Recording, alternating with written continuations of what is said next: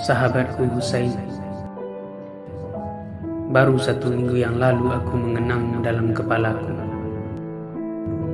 mengingat masa-masa di mana cita-cita dan keinginanmu hampir saja dikubur hidup-hidup oleh cinta waktu itu.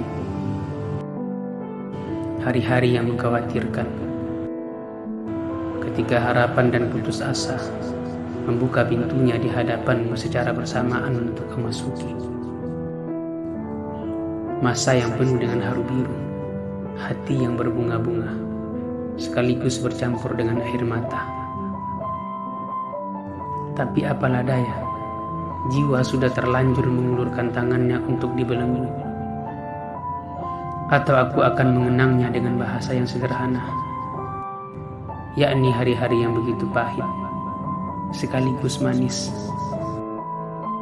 Pahit ketika dijalani, manis saat dikenang.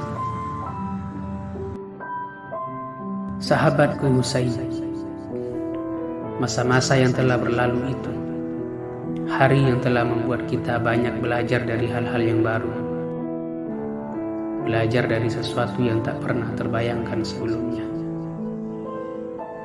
Hari yang telah membuat mata kita terbuka tanpa terarah, telinga yang memaksa kita untuk mendengar tanpa pilih-pilih, dan hati yang merasa tanpa peduli.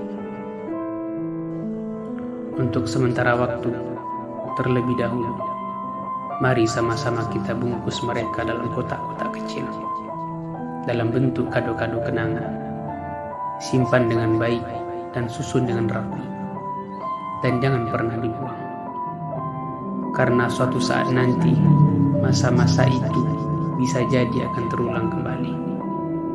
Atau boleh juga kita hadiahi untuk orang-orang yang datang setelah kita, supaya dapat pula mereka timba pelajaran dari sumur pengalaman yang telah kita jalani. Sahabatku yang baik hati, baru 1 minggu yang lalu aku mengenang dalam jiwaku, mengenang masa-masa sulitmu itu. Namun ternyata hari ini malah kabar gembira yang telah aku terima.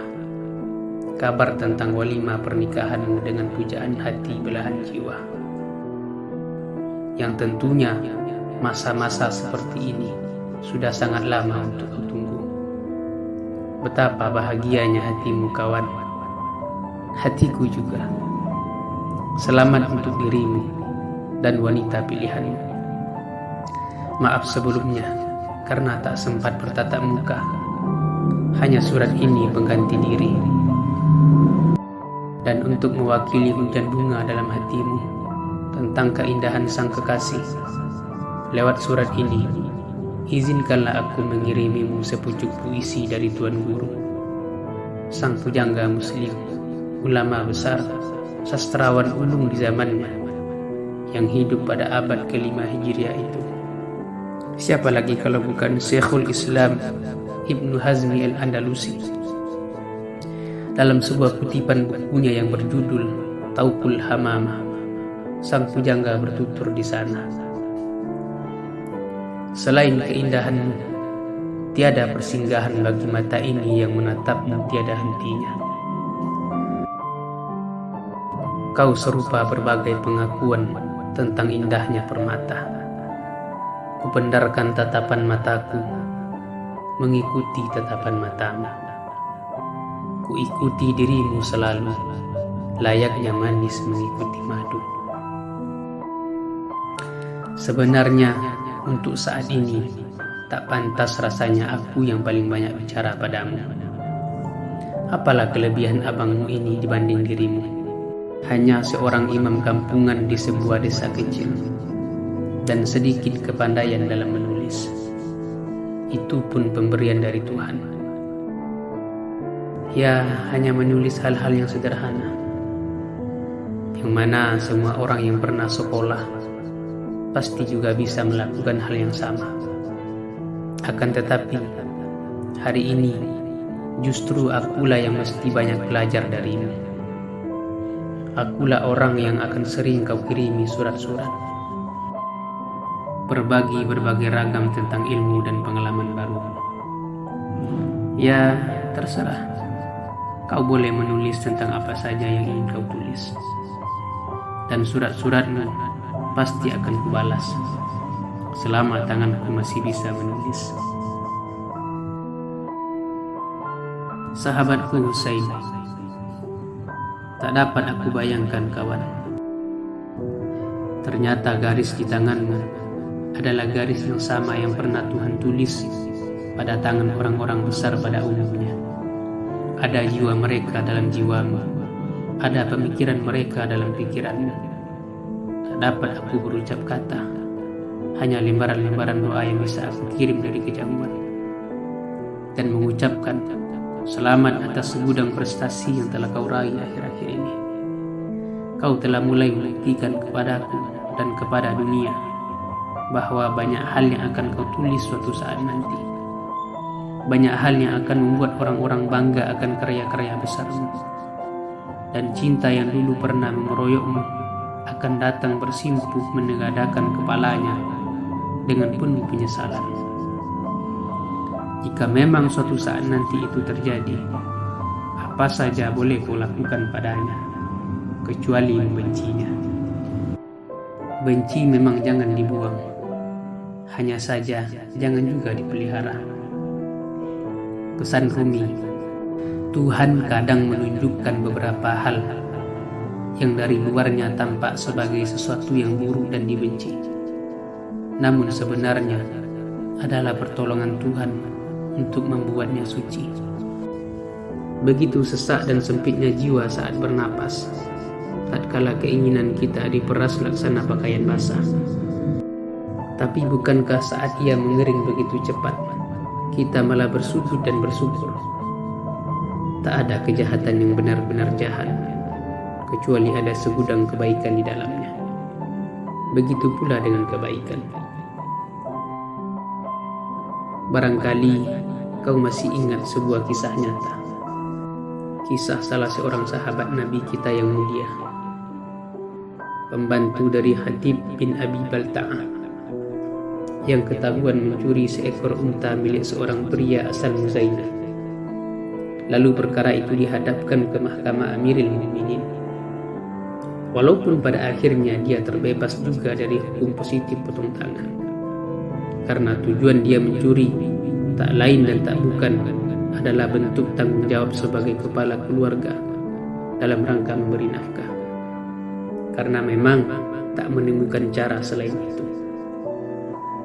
Tapi bagi pihak yang dirugikan waktu itu, sebelum jelas duduk perkaranya, di matanya pembantu dari Hatib bin Abi Balta'ah adalah seorang pencuri.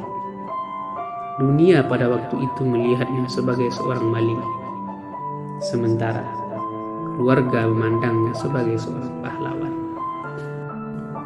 Atau barangkali kau masih ingat sepenggal kisah dalam film Hamari Aduri Kahani, kisah Pak Jepan Rani yang jatuh cinta pada ibunya Rufarel setelah kematian ayahnya. Seorang konglomerat muda, pemilik 108 hotel yang tersebar di beberapa kota di India, Arab dan sekitarnya. Sebelum kesuksesannya, Ruparel kecil dan ibunya hidup dalam kondisi miskin dan menderita. Ditambah lagi dengan kehadiran Pak Jepan Rane. Saat alkohol semakin merusak kesehatannya, lalu berlanjut dengan kehilangan pekerjaan, disitulah puncaknya. Ibu Rufarel benar-benar tak bisa mengandalkan pendapatan hanya dari bernyanyi di klub-klub malam sebagai bekal untuk melanjutkan hidup dan kehidupan mereka. Akhirnya, Ibu Rufarel mulai memberanikan diri untuk mencuri. Mencuri apa saja yang bisa untuk dimakan. Nah, dunia pada waktu itu melihatnya sebagai bentuk pencurian. Tapi bagi Rufarel kecil dan Pak Jepan Rani, itu adalah bukti dari sebuah kecintaan. Itulah barangkali yang dimaksud Rumi dalam kitabnya Fihi Ma Fihi. Tunjukkan padaku sebuah keburukan yang tidak mengandung kebaikan di dalamnya, atau sebaliknya. Sahabatku yang baik hati, jujur, setelah sekian lama kita tidak bertemu, sebenarnya aku merasa tak pantas banyak bertutur padamu. Namun jika kau ingin juga memaksa, aku akan berucap juga sepatah atau dua patah kata. Walaupun hakikatnya dari tadi aku sudah terlanjur banyak bicara. Itulah kelemahanku, kawan. Baiklah, dalam rangka saling nasihat menasihati, aku penuhi juga keinginanmu, meskipun nasihat itu juga sedang tertuju pada orang yang menulis. Sahabatku, pada hidup yang terlalu singkat ini, janganlah pernah berharap pengakuan pada orang-orang dekatmu bahwa kau adalah orang baik. Karena kebanyakan api kebencian itu sering dimulai dari orang-orang terdekat kita, dan pengakuan baik itu seringkali muncul dari orang-orang yang terjauh dari kita, atau saat kita tak lagi hidup sebagai manusia, barulah orang banyak menyadari siapa kita yang sesungguhnya. Memang begitulah hidup, berkelahi tatkala dekat, merindu dikala jauh. Dan kebanyakan garis nasib yang seperti itu adalah makanan empuk orang-orang besar. Satu di antara beribu bentuk cara Tuhan mengakhiri kehidupan mereka. Disinilah sebuah ketulusan dan kesabaran pecinta sejati akan diuji. Pada keadaan bagaimanapun, jiwa seorang pecinta yang tulus tak akan bertambah keagungannya karena dipuji, dan tak akan pernah rendah karena banyak yang menghina. Seperti kehangatan matahari menyinari bumi, seperti kasih sayang ibu kepada anak-anaknya, atau seperti jiwanya sang laut dengan tumpukan-tumpukan sampah yang harus diterimanya saban hari. Hidup adalah tentang pemberian sekaligus penerimaan, tak hanya pada yang kita cinta, tapi juga sesuatu yang kita benci. Jika perjalanan hidup ini laksana mencari dan mengumpulkan bunga mawar, maka di taman manapun kau akan mencari, atau di belahan bumi manapun kau akan mengumpulkan, aku akan pastikan bahwa dalam setiap pencariannya kau tak akan pernah menemukan bunga mawar, kecuali mawar yang berduri. Oh iya, aku hampir lupa. Barakallahu laka wa baraka alaika wa jama'a bainakuma fi khair. Mudah-mudahan Allah memberkahimu dalam segala hal dan mempersatukan kamu berdua dalam kebaikan.